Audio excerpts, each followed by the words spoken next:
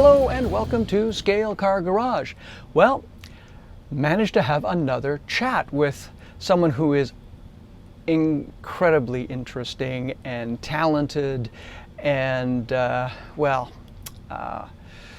makes products that, if you are into 1960s Formula One racing and you make 1960s Formula One cars or even sports racing cars from that era, every car has to have a driver. And specifically drivers of note. People like Graham Hill, Jackie Stewart, Jimmy Clark, John Surtees, or even if you're into 70s racing, Formula One or sports cars, people like James Hunt. You need drivers for the cars. Without the drivers, the cars don't go anywhere. Which is why this chap has done an amazing service to folks who want to populate the proper car with the proper person.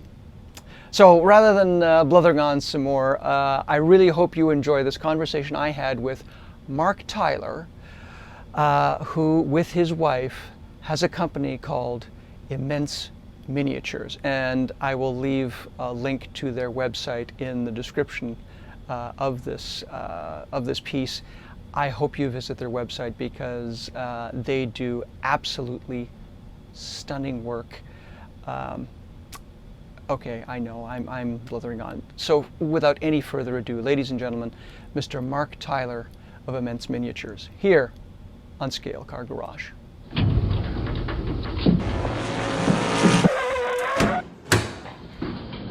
Lovely. Well, nice to meet you, Marc.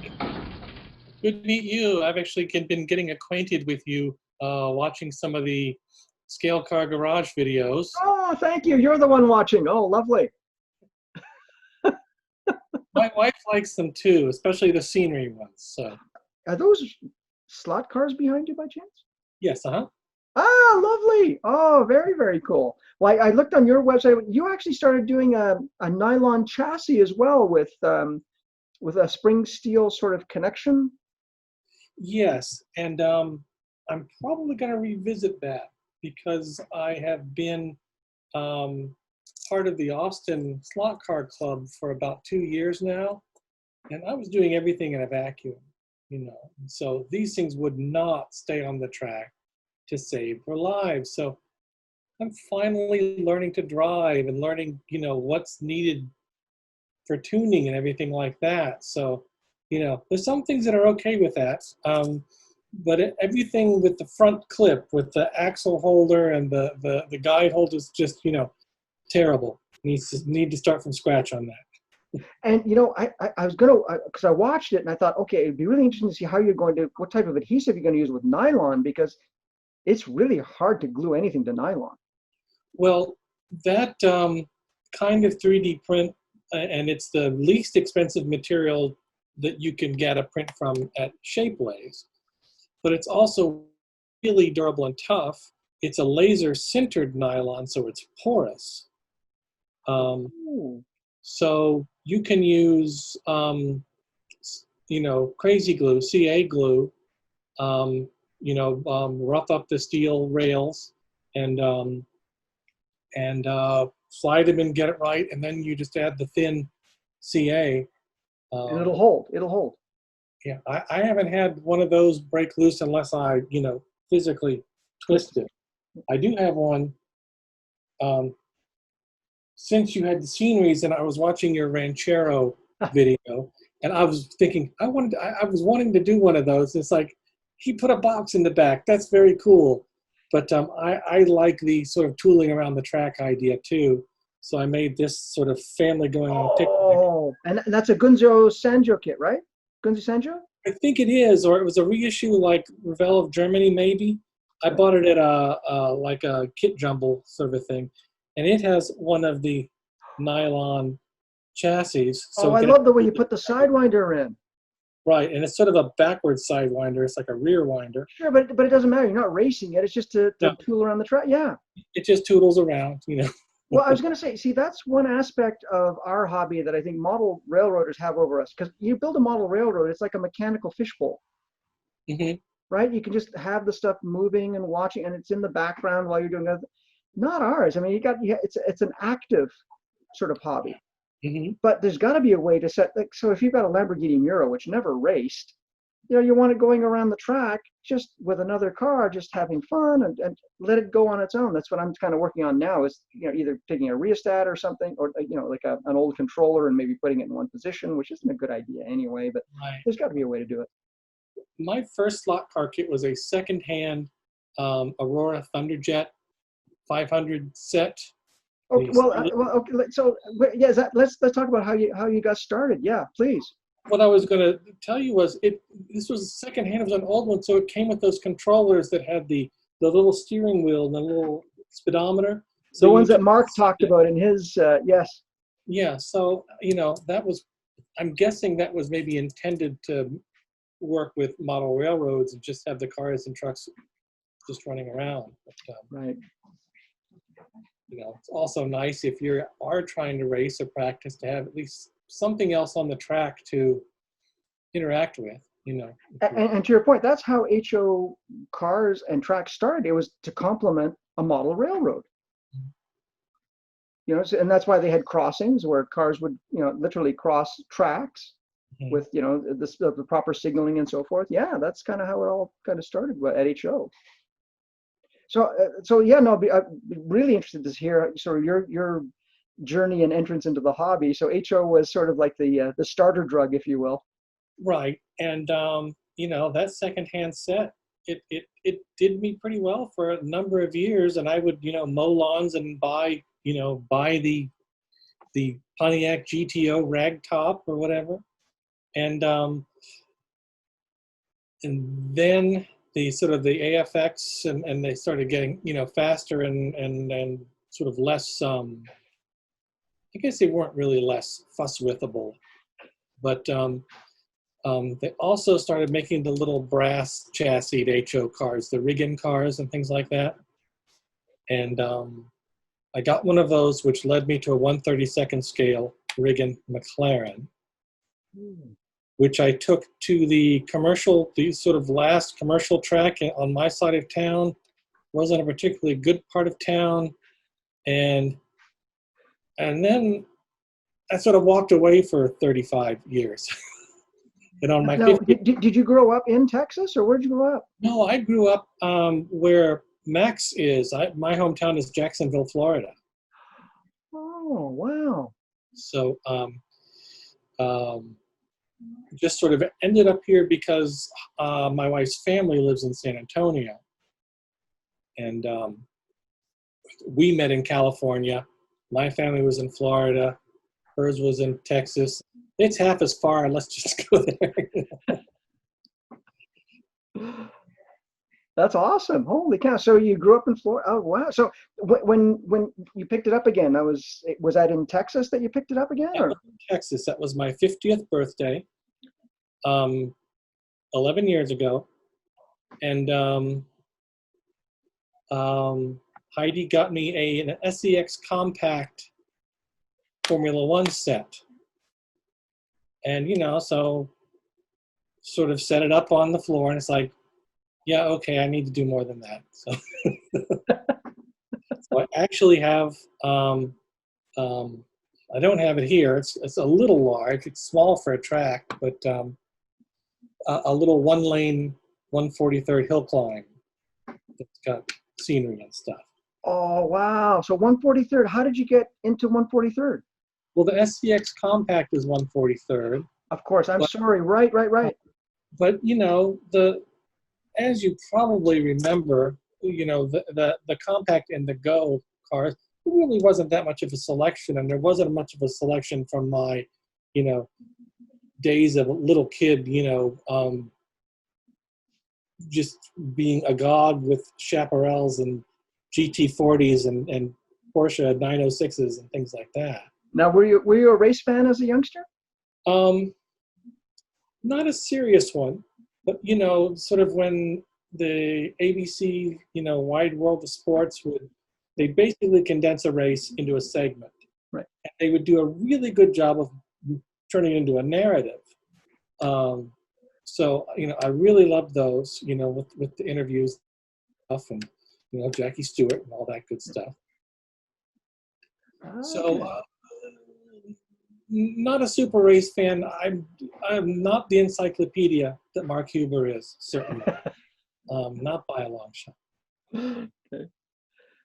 That's cool. But you were at least aware of Formula One and who, some of the drivers and so forth, and Yes, I guess followed as close as you could. right. And of course, in my neck of the woods, it was stock car racing was, what you mostly saw. Right. And when they were actual metal cars and and actual stock cars. Yeah. yes, Right. and a couple of those people were, I don't know if they were based in my hometown, but like the sort of very unfortunate Leroy Yarborough was from our town. And some not very proud moments with Wendell Scott, the African-American racer who won the race, but they didn't drop the flag. And so, of course, I didn't know about that until recently. Yeah. Wow. Holy cow. Geez. So did you have any slot cars, or was it more F1? Oh, you mean this second go round? Yes. Yeah. Sorry. I had actually I started because the selection was so poor. I didn't get any of the modern stock cars, but I started like finding kind of secondhand die-cast cars and molding and casting them. Oh, wow. So you actually started casting before you even did 3D printing? Right. Yes. And well, my background is doing prop making and things like that. So, there was already resin and silicone in the shop. So, just embezzled a little bit to, cast a Chrysler 300, that kind of a thing. So there's always some spillage. Oh, yeah. That's awesome. So my goodness. So that's why I guess, we're going to get to immense miniatures at some point, but I can understand now why your castings are so good. Right. And so my skill set and Heidi's skill set just sort of was a good fit for this kind of a thing. And for life. Well, we're doing okay. 28 years next week. So how many? What? 28 years next week. Congratulations. Yeah. Oh, that's fabulous. Oh, that's fantastic. Some people don't last 28 weeks. Well. And then you eventually got into 1/32 scale, or? Yes. I'm trying to think. I actually don't quite remember how the segue into figures happened. It may have just been starting to visit forums and talking to people, and must have been around that time that I met Marc Huber. But I noticed, especially with the 1/32, there were these beautiful, beautiful models with these blobs in the cockpit, and I thought, I said, Heidi, I think we can do better, and my aim, my goal was, if I can make a figure as good as a Tamiya figure, then, whoa, so Heidi does the likenesses, sculpts. Oh, so those are her sculpts. Those are her sculpts. Now, does she do it in that scale, or? No, she does it about between 1/4 and 1/3 scale, and then it's scanned and it's over to me for detailing and helmets and buckles and goggles and hair and stuff like that.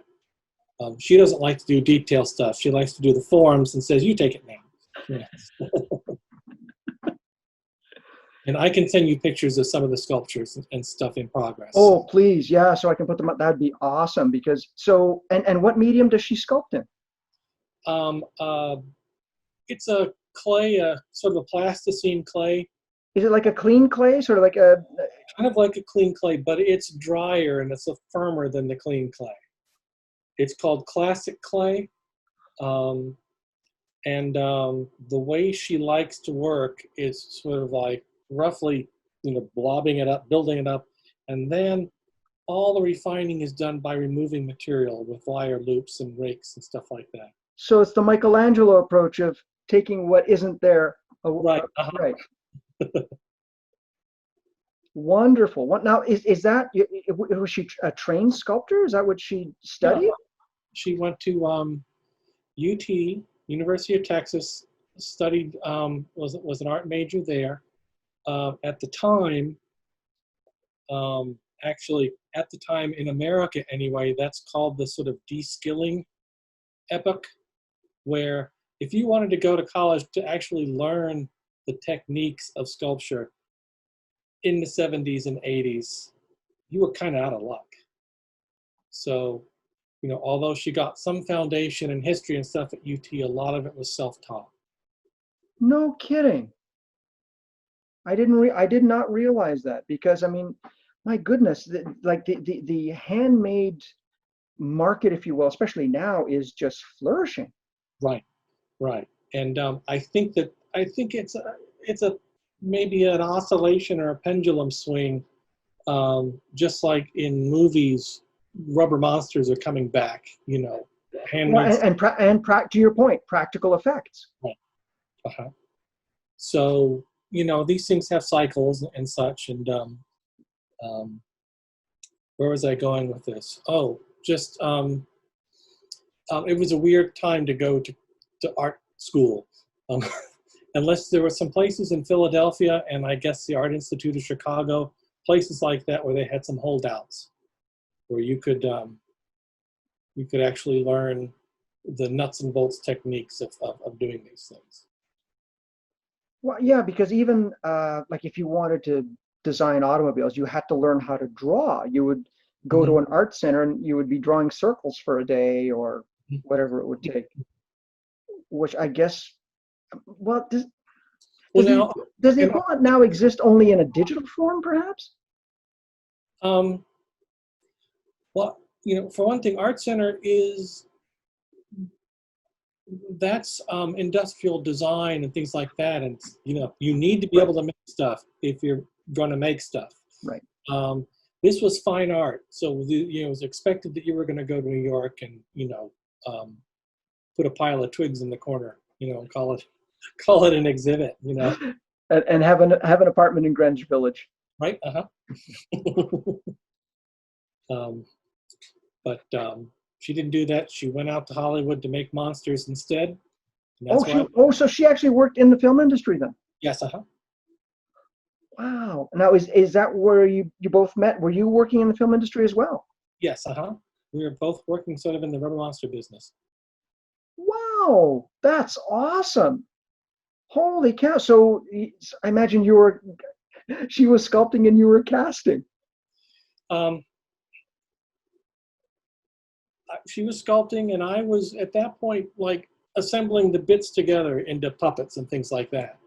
So, I certainly was never a master mold maker like some of these people out there can just, it's phenomenal what they can do with, plaster and burlap.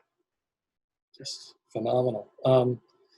But I was just sort of a jack of all trades, rubber monsters one month and maybe some miniatures next month. And I loved that,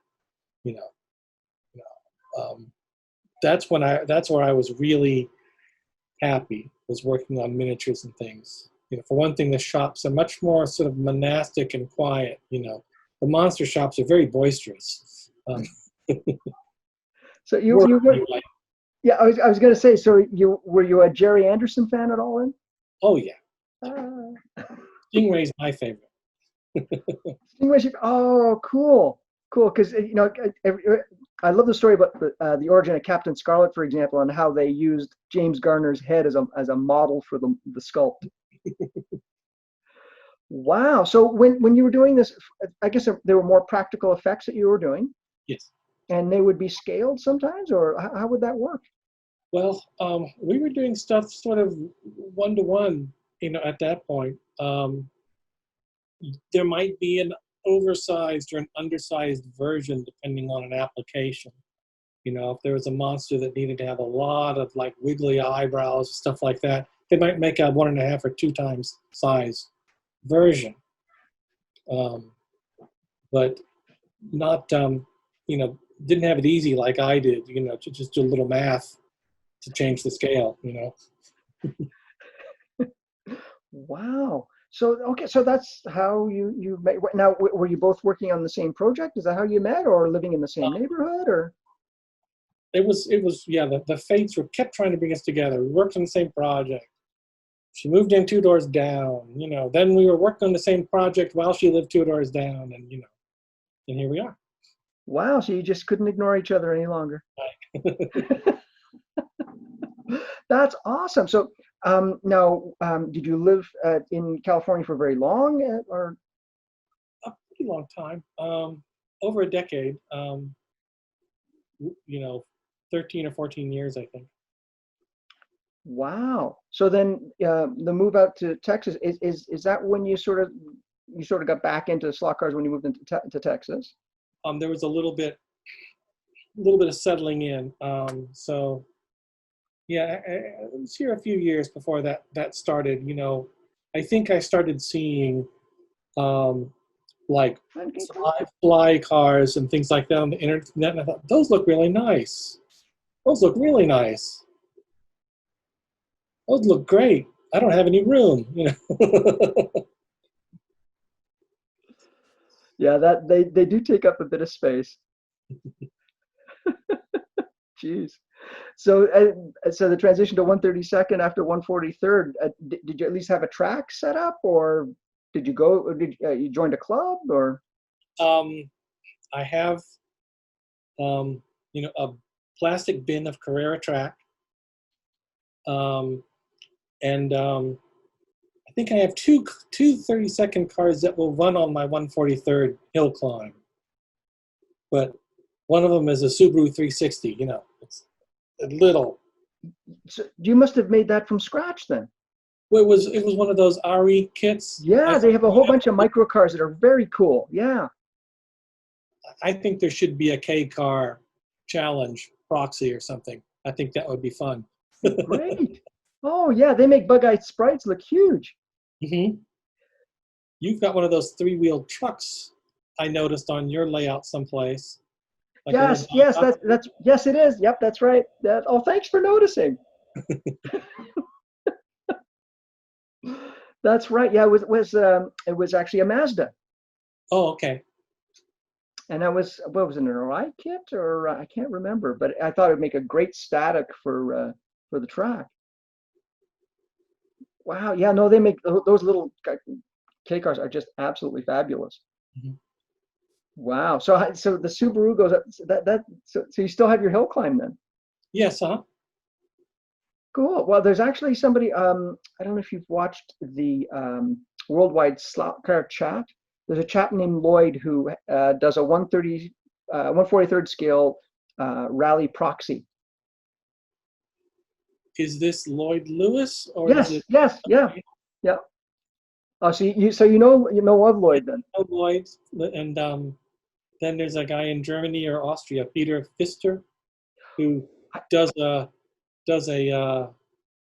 race. He's got a large road course kind of track. Wow. Yeah, They do. I mean, 143rd, most of these guys, and that's what Lloyd was saying, you can't really get many cars, so they take die casts and take them apart and cast them, right? And there was a fellow in Iowa, I think it was, who was making wheels and gears until he decided he liked riding his Harley more.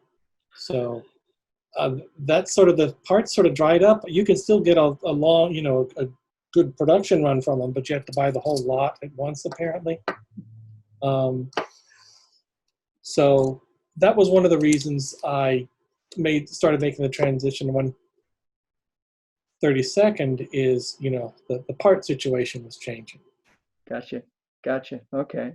And then I imagine if you were scratch building, that also sort of fueled your fire for more accurate figures to go in them. Mhm. Wow. Okay. So what was the first figure that you decided we're going to give this a go and try and sculpt something? Let's see. I don't think I have one with me, but it was Tazio Nuvolari. Oh, so you went right for one of the best because that was one of Enzo's favorite drivers. In fact, he compared Gilles Villeneuve to Tazio Nuvolari. And oh, he's our next guy, by the way. He's in the works. Gilles? Gilles is, yes. Oh, okay. Well, I'm gonna have to put. See, I put an order in. Gosh, must have been years ago because I still haven't run out of heads yet. I just like got everything. They're different heads now, but Gilles he's not quite ready yet. He's Wow. Oh, that's fantastic. So now, are you doing what you usually do? Because I know you do it at least in threes where you have the unhelmeted head. mhm. Gee, it'd be tough because he wore a full face, but he wore two kinds of full face helmets. He wore a Bell helmet, and Yeah. then he wore the oh gosh, those GPA helmets, which were terrible. That was the helmet that came off his head actually. Oh dear. Is that the His one with the weird indentations and stuff? Yeah, because it actually opened up. It had a hinge in the front and a hinge in the back, so that it could actually be removed from the driver without causing any additional damage should an accident have occurred. But they were heavy as all get out compared to a modern helmet. Uh-huh. But that was it. And I think he was turned on to that by his good friend René Arnoux, who, they did the classic wheel banging at the French Grand Prix, where Jaguil won, but no one cared. All they cared about was who was in second, and Gilles got second. Wow. Oh, wow. That's exciting stuff. So I'm still working on what the presentation would be. There's going to be the bare head, with the great 70s hair. Right. Then I've got the Bell helmet mostly done. And I was, and maybe I should ask you since you're a fan, I was on the bubble between doing that additional type helmet or have him in the Nomex hood without a helmet. Oh, wow. Well, I'll tell you, his famous races are he wore his Bell helmet because that's what he wore in 1979 when he came in second in the Formula One World Championship. Mm-hmm. The GPA helmet was 1981 and 82. And 81 he drove the Ferrari 126C, which was designed by Dr. Harvey Postlethwaite, who he himself described it as a Cadillac with bad springs. And yet Gilles won two Grand Prix. He won the Spanish Grand Prix and he won Monaco with it. Yeah, it was a horrible car. And that was the year that also Ferrari went from Michelin back to Goodyear tires, and they still shredded tires with that damn car. It was basically an engine experiment for 1 year, and then they built the 126C2, which was actually, again, people may remember or not, 1982 Ferrari won the Constructors' Championship, but they went through four drivers. Gilles, Didier Pironi, René Arnoux, and Patrick Tambay. So, boy, the balaclava is pretty cool. That's a great idea. So I haven't done that for any driver yet. No, and I know of some pictures of him with just the balaclava on. If you're interested, let me know. There's some great picture books. I can pull them out and show you some things once we're done. As you can imagine, he's he's a hero in Italy, but especially Canada. He literally came from nothing. His father was a piano tuner in Berthierville, Quebec, which is, I call them eye blink towns as you go through parts of Ontario and Quebec, because if you blink your eye, you miss it. And that's the kind of town he grew up in. Yeah, I mean, great interview. The CBC has some archives online on YouTube if you have a chance, if you want to see what he looks like as he's speaking, especially with that 70s hair, because this Mhm. was when he just got signed to Ferrari in 78. And they asked him, so were you expecting to be signed by Ferrari? And he went, no. He said, I had three wishes. Wish number one was to be a racing driver. Wish number two was to be in Formula One. And wish number three was to, at one point, drive for Ferrari. He said, all of my wishes came true. Wow. Yeah. But Gilles, oh my gosh, Gilles, oh yeah, okay, sign me up for a bucket of those. Okay. Well, somebody else you haven't seen then is I did get some things ready, like you said. Oh, cool. I brought also some other heads that I also spray them in gray because I know your casting is usually like a brownish kind of resin. Right. So I prime it all just like this. But here is, I don't know if you can see that, but that is your Jack Brabham. Come on, for crying out loud. Why would I'm gonna have to do the same thing. Oh, you'll be better than me, I think. So Hang on, maybe if I put my hand behind it, it would help. And if I was more patient, perhaps. I'm so sorry, but it's no, it's brilliant. It's absolutely wonderful, and I just love painting these heads so much. It's one of the favorite things I have to do. Okay, I'm sorry, I didn't mean to take away from you, but I just want to say thank you because we've never had these before. this is one you don't have because I think it just came out last year. This is Denny Hulme. I don't know if you In a can see. full face helmet. Yeah, we did he was around a long time, so we have the open face and the full face. And I should have done that for Graham Hill. I'm gonna have to remaster Graham Hill with the full face helmet. Absolutely lovely. Oh my gosh. Even though once they've got the full face helmet on, you know. No. It's not true. Let's see. And since you showed the Dan Gurney on the the the monogram, I'll call it. Yeah, you know what? And that's what it is. It is monogram. You know, here's Dan on the Mixed Miniatures. Oh Specific man. Dan Gurney. He's even got his blue Keds, although they're not painted here. That's what he used to. Yes. Right. So, Everybody else had Italian driving shoes, and he had Keds. yeah. And we have whoa, James Hunt. You've got James Hunt? Oh, wow. Oh, did you take the toe of his shoe off? Yeah. That's what he used to do. Well, we do look at the pictures. We try our best. Well, this is why I thought that you must be a fan, because to get to that level of detail, you have to want to know about these people. Well, it's so many, of course, almost opposite end of the spectrum. Dan Gurney and Hunt. I don't think you'd want to be on an airplane next to James Hunt. Well, the good news is he probably wouldn't be in a seat for very long. That's true. He'd be back with the stewardesses, right? Where was I going with that? I don't know where I was going. Oh, it's okay. Well, we're talking about how different Dan Gurney and James Hunt would be.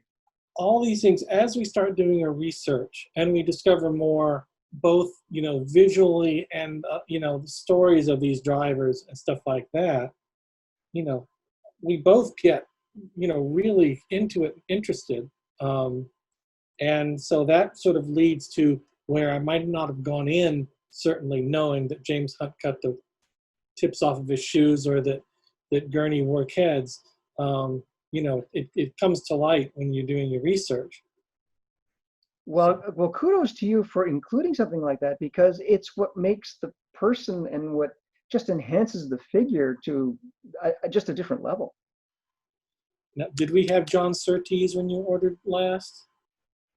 No. This one's another painted one here. You're going to have to expect an email soon. So. Oh, and that's his Honda outfit. You got the gloves right too, with the black and the red. Well, So well done. and so this is, and I was talking to Mark Huber about this, although I try and get him to prime things in either red or white. He's starting to do black, and I understand his reasons, but you're not going to get John Surtees' complexion over black primer. Just, No, no, he was very British. yes. Who else do we have? We have some trackside figures too. Which, when did you order? About how many years Honestly, ago? it's got to be about 6 years ago. Okay, so Yeah, I don't. but know if I these ordered were- quite a bit actually. Sorry. we have to go with like Fangio and back to Tazio and all that. We have a Graflex speed graphic photographer. Oh man, and He he got the little press thing in his hat. Yep. He comes with two heads. He comes with sort of the cigar chomping guy, and the other guy's a little more sensitive looking. He looks a little like Bruce Coburn. Bruce Coburn, you know a Canadian. Oh yeah. I may not know the hockey players, but I know the singer-songwriters. Awesome. Have an RCA. This is sort of Oh, mid-century. the TK14, which was actually what Monogram tried to model, and yours is much more accurate. So Yeah, the TK14 was the most used television camera in the industry in the 60s. And you've got the proper tripod, not the studio mount that Monogram did. You've got a proper tripod. it's very fussy, It wants to follow, break in your hand. It's so light, So these are most of you have seen most of these things. We have a timekeeper, which I don't know if we had when you ordered, but Oh wow! Now that's almost. Oh, you know what? That's a cross between Helen Stewart and hang on, don't know what was Nina Rint. I guess so. Although Heidi modeled the face, although it's covered in glasses and a hat, modeled the face after Francoise Hardy from Grand Prix. So she doesn't drink, she doesn't smoke. No, and she can barely use a stopwatch. Right. Just remember though, at the end of the movie, it's she ends up with the slot car racer. That's true. That's true. Pathetic, really. So,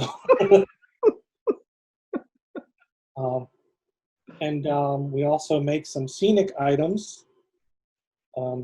Here's like a concrete balustrade set for bridges and things. Oh, what? Now that's all solid resin? That's solid resin. Mm-hmm. So, Wow. And I didn't bring with me. There's also a Monaco style balustrade with the sort of turned spokes. Yeah, perfect. Wow, yeah, because it was always good to hit a hay bale just before you hit that. Ooh, yeah. Wow, that looks great. But the Surtees figure, that's exactly what he looked like in '67 at the Monza Grand Prix. Oh, that's beautiful. Now, who painted those? I painted them. You painted them. Mm-hmm. They're brilliant. Oh my gosh. Yeah, because I got to tell you, like it's first of all, the technique is lovely, but the accuracy for the period is just wonderful. Well, we just we really try and immerse ourselves in the pictures and the the films and the stories and stuff. They all have their little flaws, but we try. Well, you know the Michelangelo story with David, right? About that strange piece of marble that what can we get out of this? Yeah. Now it's art. So this was a proxy entry I did. This is away from Immense Miniatures. No, that's okay. But it was for the it was for the Canadian Grand Prix proxy 2 years ago. Yeah. Now, who ran that one? Was it? Oh, I'm terrible with names. Old 26s is still Oh, old 23. 23, and Yep, in Montreal. Because yeah, I was talking to Marek about that, and he entered one as well. So sorry to interrupt. Yes, yes, yes, yes. What? Oh, so do this is the McLaren M5A, and this was actually scratch built. This started off as a piece of basswood. so the body is scratch built. It's sort of My. a hybrid thing. The motor was done. I did that in the computer and the gearbox, but the body I did out of wood. Um, So that's your McLaren head and figure as well. yes, let you see in Oh wow.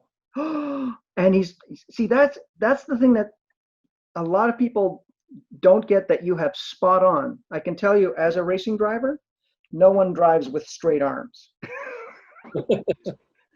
I think that must be a molding thing for scale extric and stuff like that. Or maybe So they're trying to save a little plastic,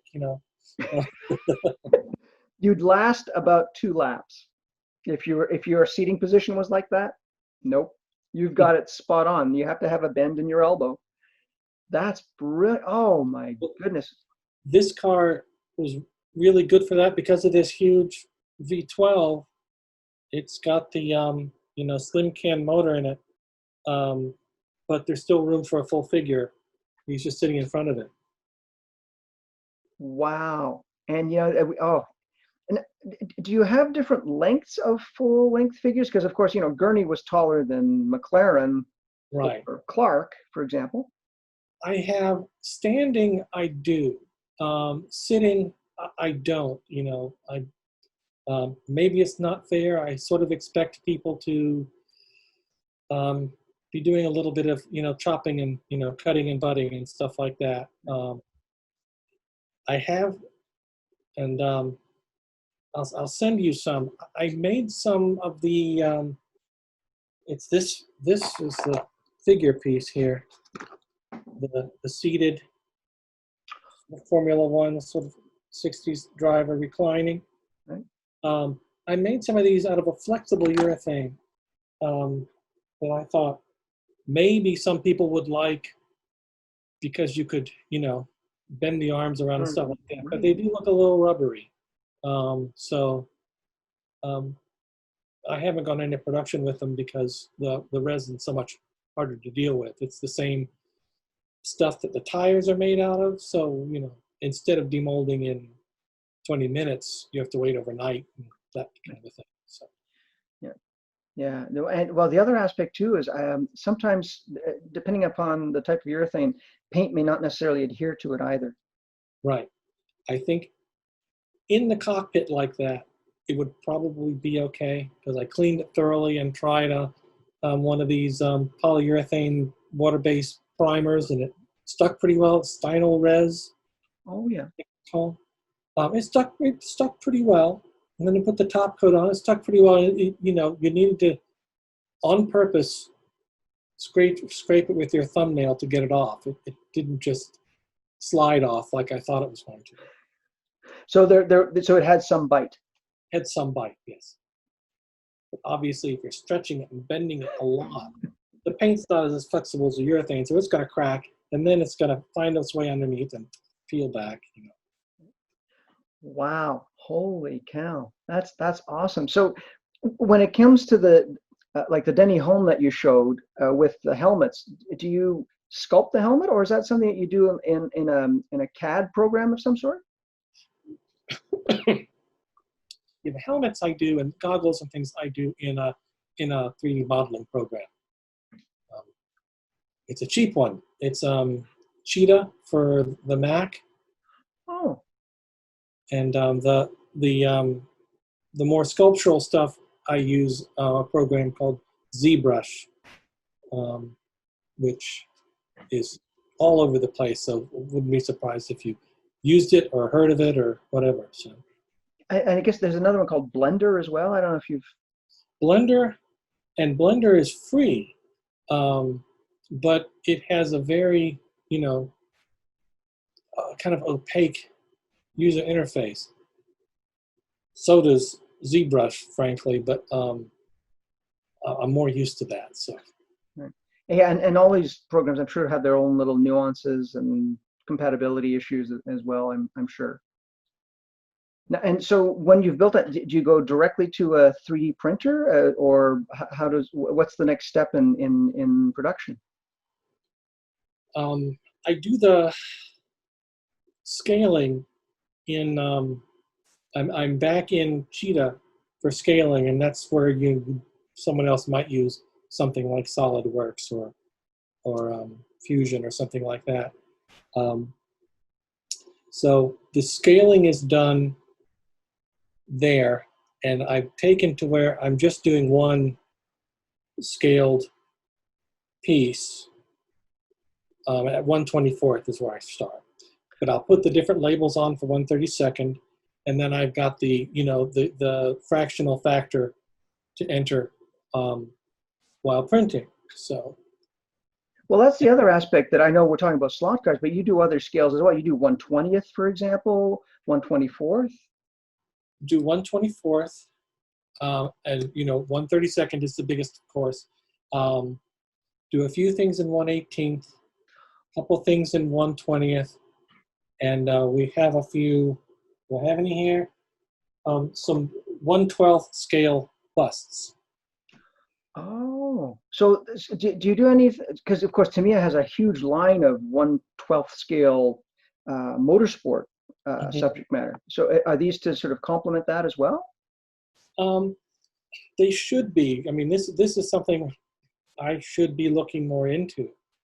But these are just little standalone busts, and most of what they've been used for, I think, is trophies for you know events and things. Gotcha. Okay. Huh. And the 1/20th, I mean, again, I think I saw you got like a 1/20th Jim Clark, because of course there was a 1/20th scale Lotus 25. Hmm. That would, yeah, because I was tempted to get that as well. I just haven't built that car yet. But it's absolutely lovely. And again, you've got the absolute correct helmet that he wore, because again, there was a real progression of what drivers wore as time went on, because the safety equipment changed, Right. as well as their tastes for particular pieces of safety equipment. Right. Right. I guess Sterling Moss didn't want to wear a helmet at all. His dad made it. That's correct, absolutely correct. He thought it was a bit sissy. Right. But here's where I have to give some sort of credit and thanks to Mark Huber, because he was not letting me get away with something being the wrong helmet, in no uncertain terms. He is good that way. Yes. Wow. Well, so did he? Was there a particular figure that he helped you with, specifically, Um, or? well, and he encouraged me. He said, "You've got to do Graham Hill. You've got to do Graham Hill." So he was the impetus for you doing Graham Hill then? Yes. Wow. And another person who you've probably seen his cars and stuff around, I think Green Man is his handle on some of the forums, but Gregory Petrolati Yes. Yeah. in, Yeah. on the West Coast, it was his suggestion that I do Nuvolari. So this was, years and years ago. It was like, I don't know who any of these guys are or what do you think I'll do, So they were a great help. And, then the sort of momentum started and. So someone plants a seed, Yeah, and then you start doing your research. right. And I knew I wanted to do Jackie Stewart because he was my hero as a kid, Uh, you know, um, even though it was all stock car in my neck of the woods. Um, Wide World of Sports would come on and he'd be doing commentary, in his very, very high voice. Um, and Brogue. and Brogue, yes. That's awesome. Wow. Oh man. Holy cow. And plus, he was probably really the first Formula One driver, apart from maybe Jimmy Clark, but he was certainly better known in the U.S. than Jim Clark, because he was promoting things like Getty Oil and a few other American brands. I mean, he would sell anything, right? I mean, I think Wow. Clark just wanted to go back to the farm when he was done, right? That's right. Yep. Yeah. Yeah. And again, I mean, Clark had no intention of being a race car driver, much less a Formula One world champion. Yeah. Yeah. It's true. He got his most of his, I guess, satisfaction from the sheep trade, right? Yeah. The sheep auctions. Yeah. Amazing. Just amazing. Wow. So Jackie Stewart was your first? No, he wasn't my first. He came Oh, along later. Um, and I'm trying to think what the order would have been.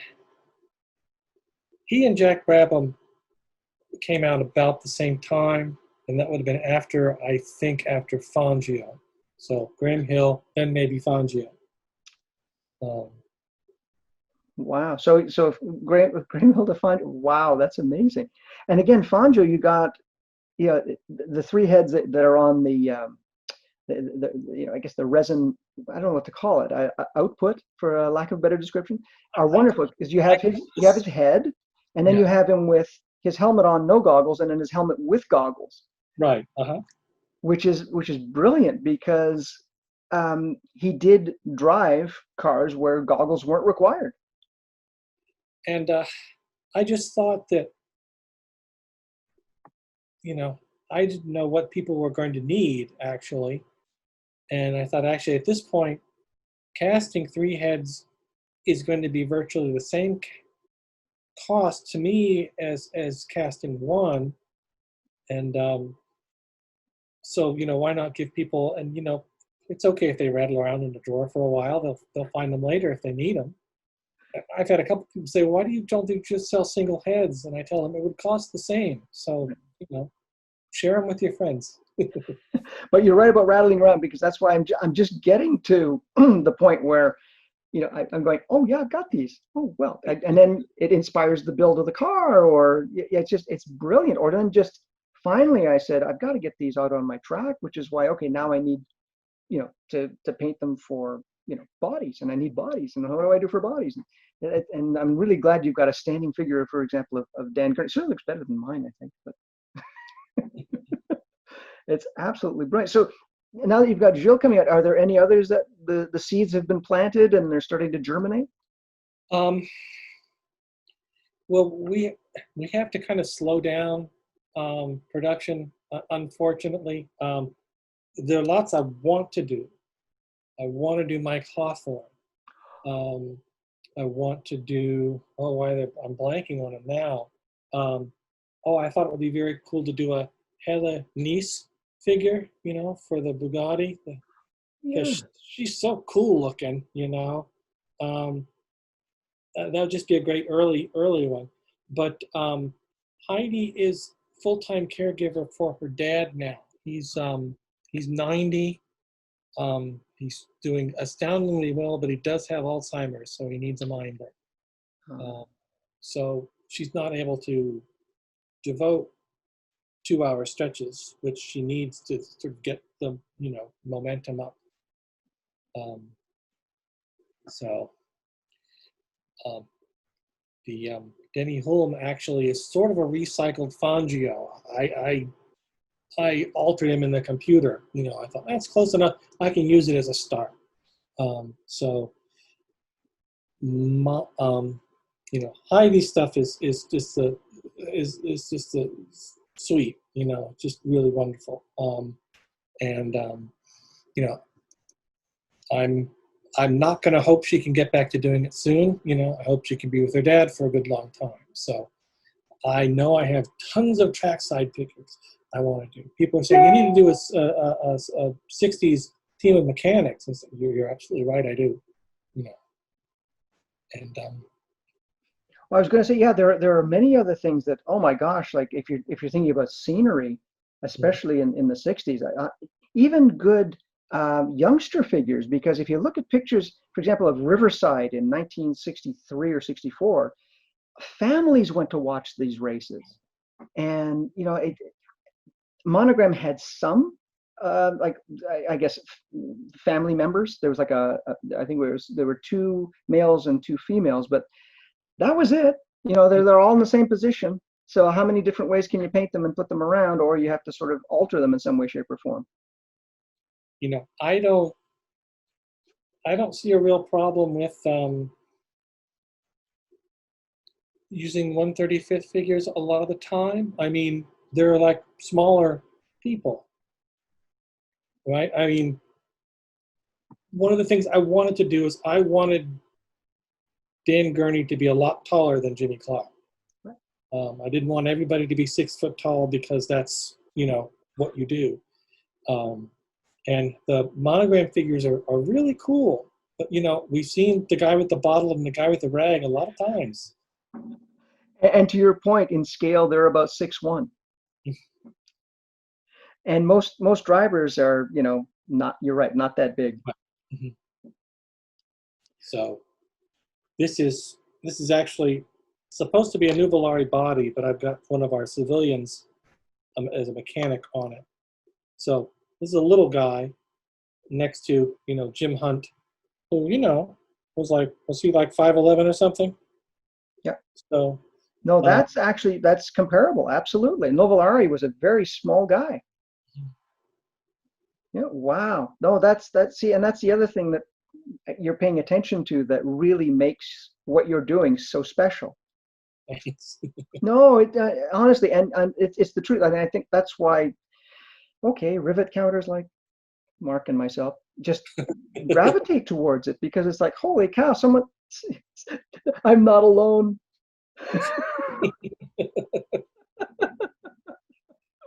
No, it's absolutely wonderful. And especially, I mean, I don't know if you've had the same sort of acceptance or volume in larger scales than you have with the slot car folks.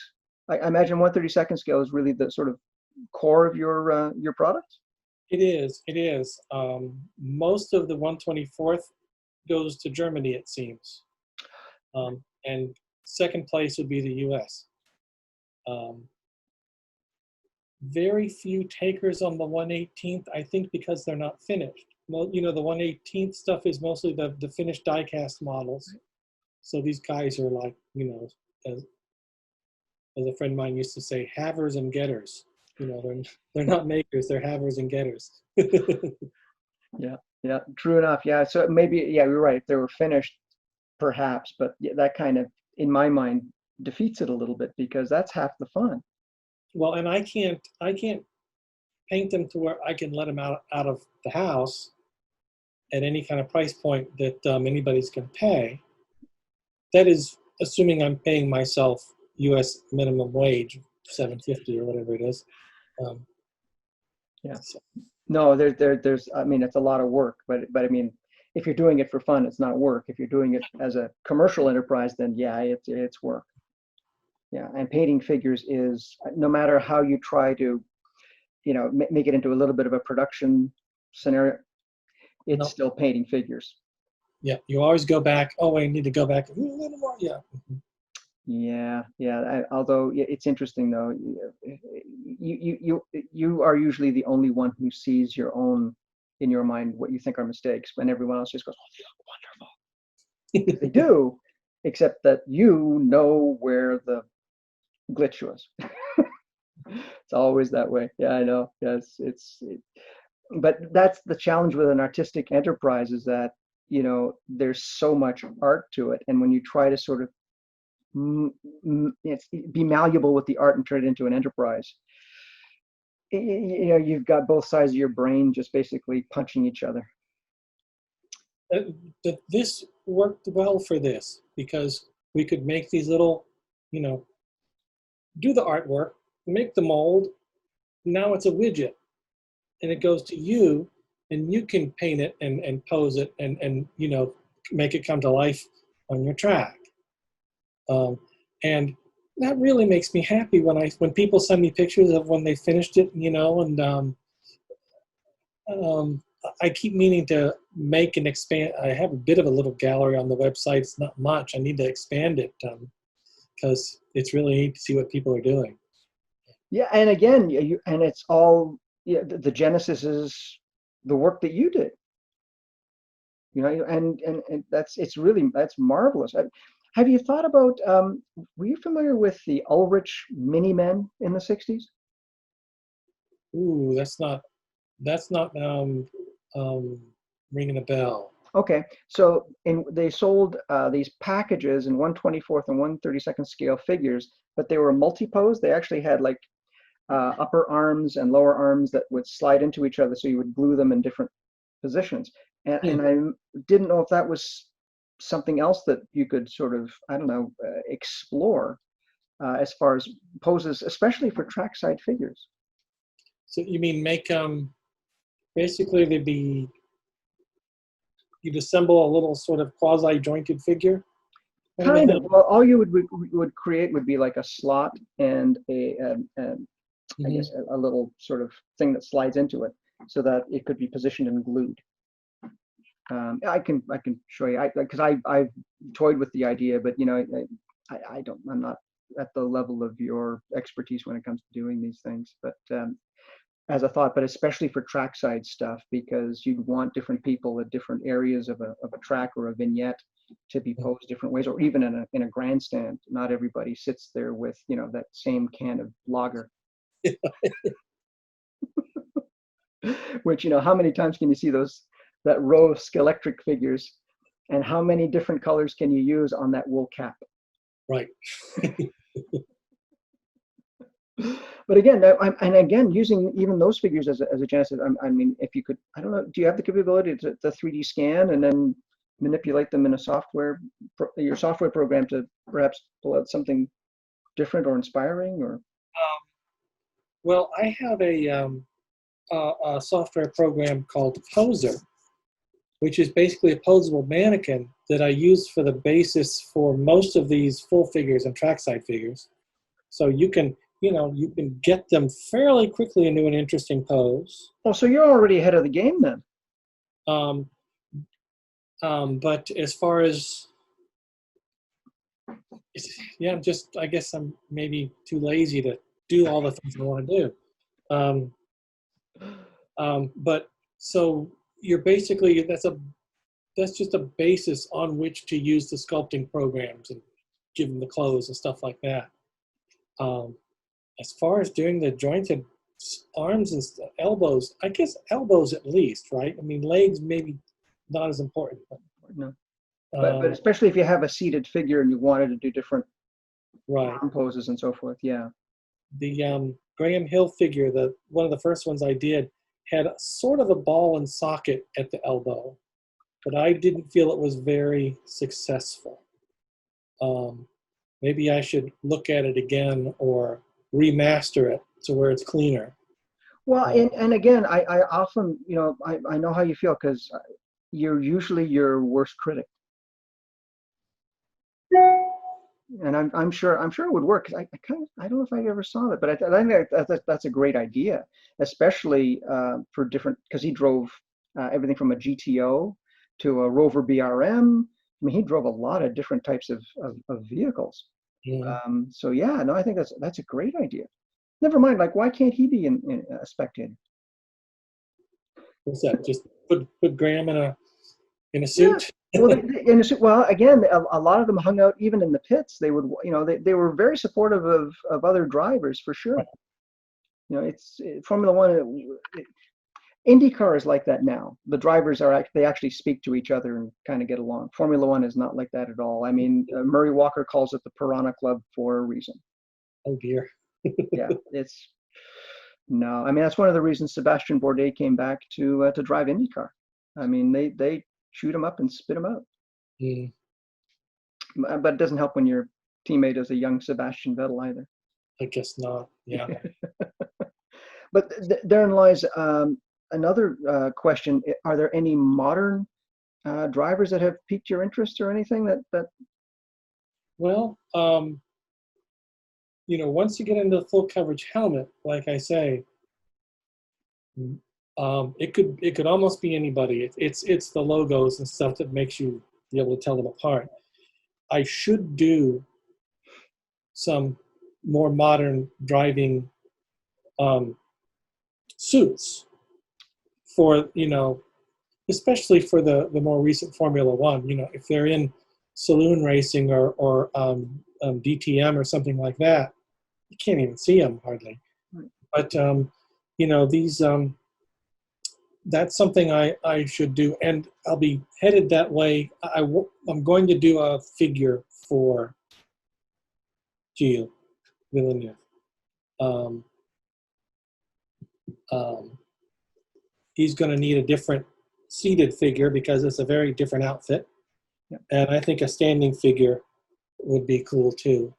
Then that could be used, that could be customized and used to be someone else too. Right. For example, if you're doing, you could do Mario Andretti, for example. Mm-hmm. Right. Same sort of era, Jody Scheckter. If you like the late 70s is still a nice, it's relatively modern, mm-hmm. but still you had some real characters who were driving. Right. Yeah. No, that's awesome. So, and how long does that process usually take?